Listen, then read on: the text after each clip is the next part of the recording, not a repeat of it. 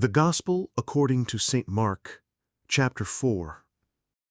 And he began again to teach by the seaside, and there was gathered unto him a great multitude, so that he entered into a ship, and sat in the sea. And the whole multitude was by the sea on the land. And he taught them many things by parables, and said unto them in his doctrine, Hearken. Behold, there went out a sower to sow. And it came to pass, as he sowed, some fell by the wayside, and the fowls of the air came and devoured it up. And some fell on stony ground, where it had not much earth, and immediately it sprang up, because it had no depth of earth. But when the sun was up, it was scorched, and because it had no root, it withered away. And some fell among thorns, and the thorns grew up and choked it, and it yielded no fruit. And other fell on good ground, and did yield fruit that sprang up and increased, and brought forth, some 30, and some 60, and some 100. And he said unto them, He that hath ears to hear, let him hear. And when he was alone, they that were about him with the 12 asked of him the parable. And he said unto them, Unto you it is given to know the mystery of the kingdom of God, but unto them that are without, all these things are done in parables, that seeing they may see and not perceive, and hearing they may hear and not understand, lest at any time they should be converted, and their sins should be forgiven them. And he said unto them, Know ye not this parable? And how then will ye know all parables? The sower soweth the word. And these are they by the wayside, where the word is sown. But when they have heard, Satan cometh immediately, and taketh away the word that was sown in their hearts. And these are they likewise which are sown on stony ground, who, when they have heard the word, immediately receive it with gladness, and have no root in themselves, and so endure but for a time.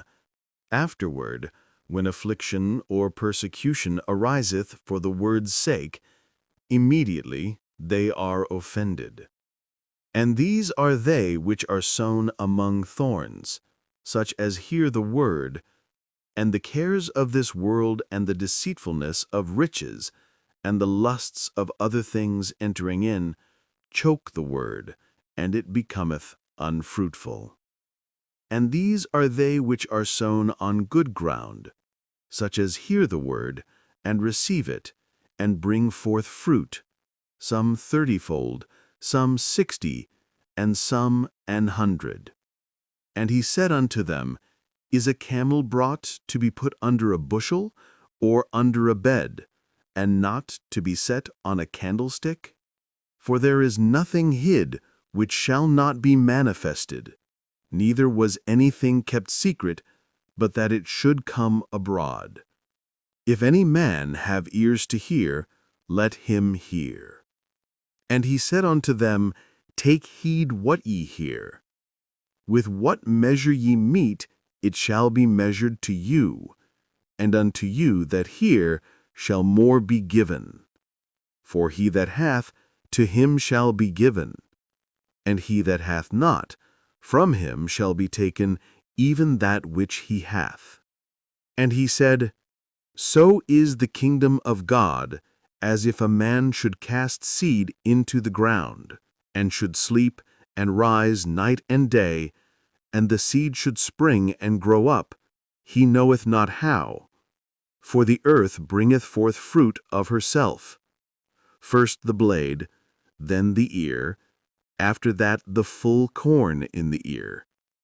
But when the fruit is brought forth, immediately he putteth in the sickle, because the harvest is come.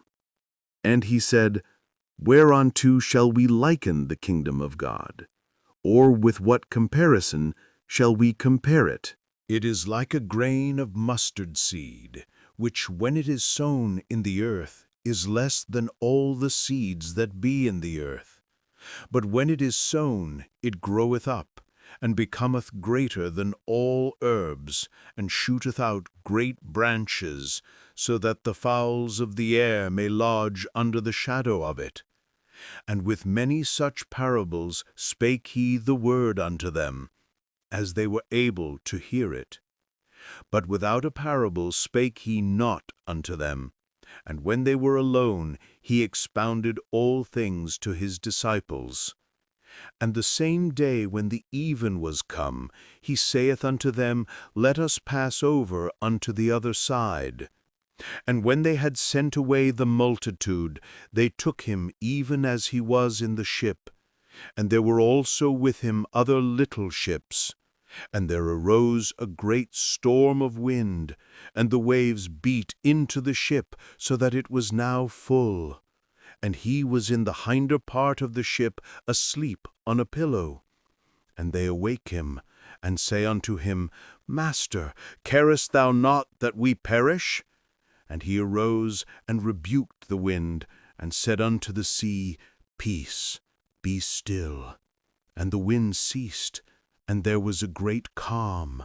And he said unto them, Why are ye so fearful? How is it that ye have no faith? And they feared exceedingly, and said one to another, What manner of man is this, that even the wind and the sea obey him?